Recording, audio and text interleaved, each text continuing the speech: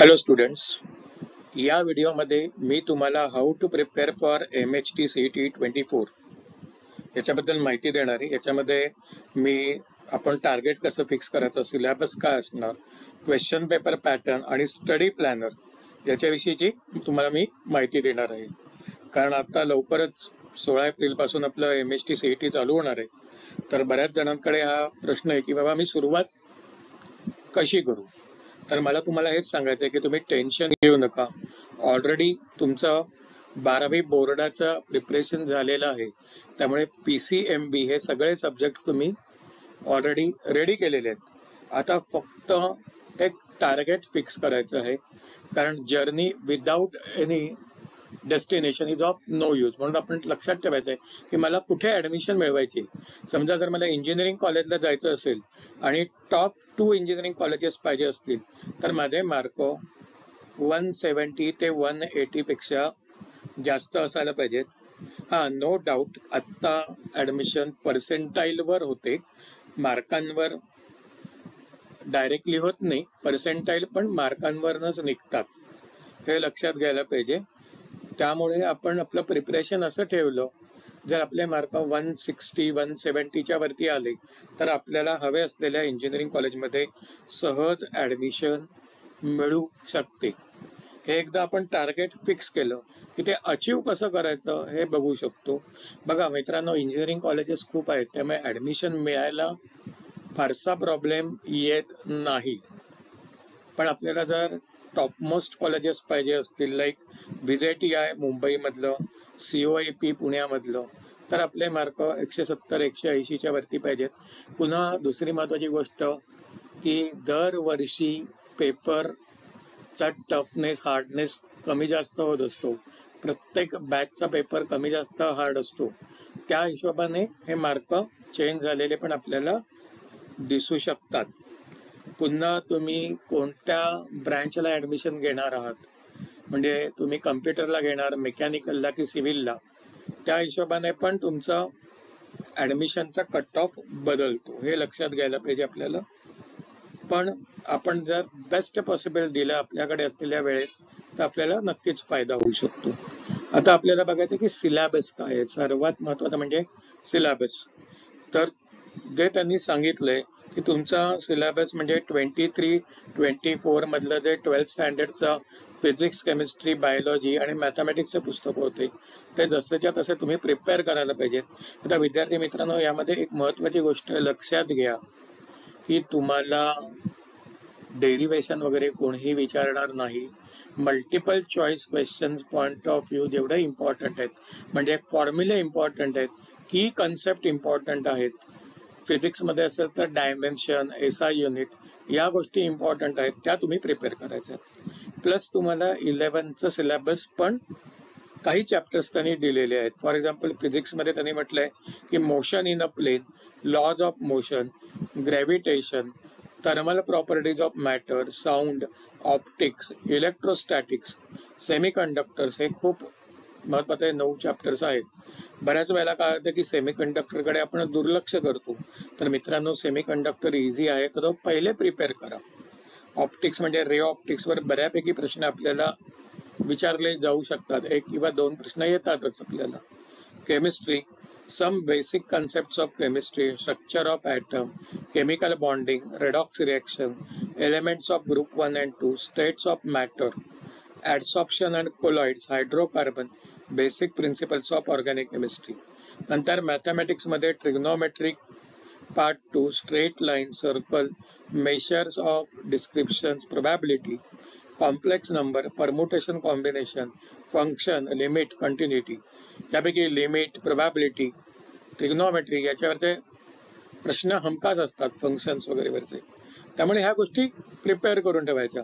केमिस्ट्रीमध्ये सुद्धा redox reaction, hydrocarbons, या गोष्टीवरती प्रश्न बहुत करून येतात. बायोलॉजीमध्ये biomolecule, respiration and energy transfer, human nutrition, excretion and osmo regulation, हे सगळे टॉपिक इम्पॉर्टंटच आहेत, no doubt of it.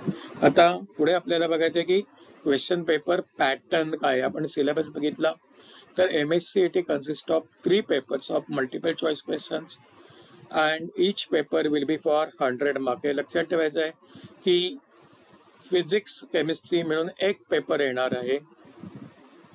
Okay, जरी त्यांनी म्हटलं 3 पेपर्स म्हणून, तरी फिजिक्स केमिस्ट्री मिळून एक पेपर येणार, तो 100 मार्कचा असणार. आणि दुसरा पेपर आयदर 100 मार्क्ससाठी मॅथ्स किंवा बायोलॉजी, जो ग्रुप तुम्ही निवडाल त्या पद्धतीने पेपर असणार आहे. बरं, यावर्षी PCM आणि PCBचे पेपर सेपरेट असणार, वेगवेगळ्या दिवशी असणार, असं त्या इन्फॉर्मेशन ब्रोशरमध्ये सुद्धा त्यांनी मेन्शन केलेलं आहे. पूर्वी एकाच दिवशी थोडा गॅप ठेवून तिसरा पेपर व्हायचा, असं असायचं. आता जर बघितलं तर पॅटर्न काय आहे की मॅथ्समध्ये आपल्याला टोटल 50 क्वेश्चन्स विचारले जाणार आहेत. Each question will be for 2 marks and that is how it will be for 100 marks. बरं, ते क्वेश्चन्स 50 क्वेश्चन्स सॉल्व्ह करायला तुम्हाला 90 मिनिट्स मिळणार आहेत. हे लक्षात ठेवा, खूप महत्वाचं आहे. याच्यामध्ये मॅथ्सचे 11च्या बेसिसवर 10 क्वेश्चन्स येणार आणि 12च्या बेसिसवर 40 क्वेश्चन्स येणार. त्यामुळे असा नका विचार करू की मी 11th ऑप्शनला ठेवलं तर चालेल का. अजिबात हा चुकीचा विचार आहे. 11th पण इक्वली इम्पॉर्टंट आहे. आता फिजिक्स आणि केमिस्ट्रीमध्ये बघा, 50 प्रश्न फिजिक्सचे, 50 प्रश्न केमिस्ट्रीचे, पण दोघांना मिळून 90 मिनिट्सच आहेत. म्हणजे in 90 minutes you have to solve 100 questions over here. आणि मित्रांनो, गंमत काय होते की आपल्याला मल्टिपल चॉईस म्हटलं, 4 ऑप्शन आले की बऱ्याच वेळा गोंधळायला होतो. म्हणजे आपल्याला येत असतं बऱ्याच वेळा, पण ऑप्शन्स मध्ये काय सिलेक्ट करायचं याचा गोंधळ होऊ शकतो. इथे पण 11thला 10 क्वेश्चन्स आहेत आणि 40 questions are there from 12th standard. आता जर फिजिक्स मध्ये बघितलं तर 16 चॅप्टर्स आर देअर, म्हणजे प्रत्येक चॅप्टर मधनं आपल्याला 2 प्रश्न तरी येणारच. त्यामुळे सगळे चॅप्टर आपल्याला प्रिपेअर करायलाच हवेत. त्यामुळे फिजिक्स आणि केमिस्ट्रीचं मार्किंग मात्र 1 मार्क फॉर इच क्वेश्चन आहे. त्यामुळे PCM वाल्यांसाठी mathematics 50 questions, physics chemistry 50 + 50 that is 100 questions अशा प्रकारे येणार आहे. आणि बायोलॉजी वाल्यांचा पेपर जो असणार त्याच्यासाठीचं PCB सेपरेट आहे असं ते दाखवत आहेत. पूर्वी फिजिक्स आणि केमिस्ट्री एकत्रच असायचं आणि बायोलॉजीचा फक्त सेपरेट पेपर व्हायचा. आता तसं होणार नाही.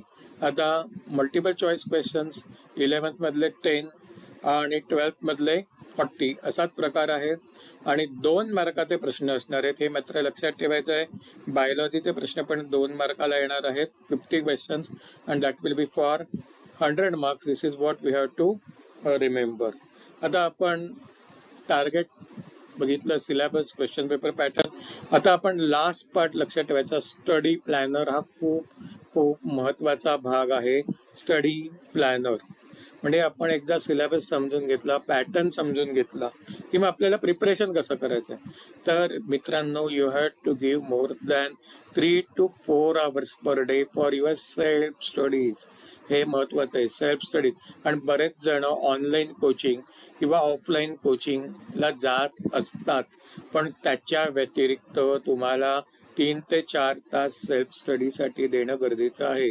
म्हणजे तुमचं दिवसाचं वर्क 7-7, 8-8 तासाचं होणार आहे. पण एक लक्षात ठेवा, हे जर आपण आज काम केलं नाही उरलेलं जे काही 30 days 40 days मध्ये, तर आपल्याला रिझल्ट नंतर प्रॉब्लेम जाणवू शकतो. त्यामुळे अभी नाही तो कभी नाही. हे 30-40 दिवस तुम्ही जबरदस्त मेहनत करा, मग तुम्हाला तुमच्या आवडीचं इंजिनिअरिंग कॉलेज नक्की मिळेल. त्याच्यासाठी काय करायचं, तर you have to make the list of important topics from all physics, chemistry, maths and biology. Again, those who are going to appear for PCM, they have to focus on PCM only, no need to go for bio. म्हणजे त्यांना engineering साठी option ठेवायचा आहे त्यांना. पण ज्यांना दुसरा option पाहिजे आहे त्यांनी 4ही सब्जेक्ट करावे लागतील. मेक द लिस्ट ऑफ फॉर्म्युले अँड द की कन्सेप्ट. आता हे फॉर्म्युले आपल्याला फिजिक्समध्ये येतात, काही प्रमाणात इनऑर्गॅनिक केमिस्ट्रीमध्ये येतात. त्यामुळे त्यांची लिस्ट बनवून ती हँडी ठेवणं गरजेचं आहे. लास्ट मिनिट रिव्हिजनला कामाला येते. की concept like SI units, dimensions असे काही अतिशय इम्पॉर्टंट जे कन्सेप्ट आहेत ते आपल्याला लक्षात ठेवायचे आहेत. Study all the subjects every day. आता एक दिवस फिजिक्स करतो, एक दिवस केमिस्ट्री करतो असं नका करू. प्रत्येक सब्जेक्टला हात लावा. ऑलरेडी 12th एक्झाम तुम्ही दिलेली आहे, त्यामुळे एकदा सगळा तुमचा सिलेबस होऊन गेलेला आहे. आता फक्त तुम्हाला रिव्हिजन करायची आहे multiple choice questions point of view. You have to refer proper study material. मार्केटमध्ये बऱ्याच नोट्स अवेलेबल आहेत, त्यामुळे तुम्ही त्यातले कुठलेही नोट्स परचेस करू शकता किंवा ऑनलाईन जर कुठे तुम्हाला मिळालं तेही तुम्ही वापरू शकता, किंवा you can make your on study material also. मित्रांनो, स्टडी मटेरियलमध्ये वेगळं काहीही असणार नाही आहे. तुम्हाला फक्त फॉर्म्युला की कन्सेप्टची लिस्ट तयार करायची आहे. You have to practice multiple choice question. त्यासाठी हे मार्केटमधलं स्टडी मटेरियल कामाला येऊ शकतो. तिथे प्रत्येक ठिकाणी जर मार्केटमधलं आपण कुठल्याही कंपनीचं स्टडी मटेरियल घेतलं तर त्याच्यामध्ये काय असतं की पहिले मल्टिपल चॉईस दिलेले असतात, कन्सेप्ट वाईज त्यांनी चॅप्टर वाईज कन्सेप्ट वाईज करून दिलेलं असतं आणि पुढे त्याचे हिंट आणि आन्सर दिलेले असतात. तर बऱ्याच जणांना मोह होतो की चला मी क्वेश्चन वाचला, आता मला येत नाहीये, जातो मी आन्सर बघून येतो. तसं करू नका, कारण नंबर ऑफ क्वेश्चन्स खूप जास्त असतात, त्यामुळे ते बाय हार्ट करून होऊ शकत नाही. त्यामुळे त्याची प्रॅक्टिस करा सॉल्व करण्याची, हे महत्वाचं. You have to go through previous year questions. 50% question हे सिमिलर टू प्रिव्हियस इयर असतात. मी सिमिलर म्हणतोय कारण फिजिक्समध्ये नंबर बदलला की प्रॉब्लेम बदलला, हे लक्षात घ्या. त्यामुळे सिमिलर क्वेश्चन्स येण्याचे चान्सेस जास्त आहेत. त्यामुळे आपण प्रिव्हियस इयर क्वेश्चन्स पण थोडेफार बघायचे आहेत. You have to practice the mock test. म्हणजे 90 मिनिटमध्ये आपण किती क्वेश्चन सॉल्व करू शकतो हे लक्षात घ्यायचं. आणि अजून एक महत्वाची गोष्ट मित्रांनो, टेन्शन घेऊ नका, कारण सीईटी मध्ये negative marking is not there. It's very important thing. Negative marking नसल्यामुळे जो एक लॉस होतो बऱ्याच वेळा निगेटिव्ह मार्किंगमुळे, तो अवॉइड होतोय. म्हणजे इथे आपण एखाद्या क्वेश्चनचा आन्सर येत नसताना सुद्धा अंदाजे मार्क केलो तरी आपल्याला त्याचे मार्क बरोबर आले तर मिळून जाऊ शकतात. अर्थात अंदाजे मार्क करणं हा काही रास्त उपाय नाहीये, आपण स्टडी करून जायचं. मी एखाद्या क्वेश्चनचा आन्सर असं म्हणतोय, सगळा अख्खा पेपर अंदाजपंचे नाही जायचं, हे पण लक्षात घ्या. आणि सर्वात महत्वाची गोष्ट, you have to keep on revising the things. म्हणजे साधारण एक तुम्ही 25 दिवसाचं शेड्यूल बनवा आणि नंतर मॉक टेस्ट आणि रिव्हिजन याच्यावर भर द्या.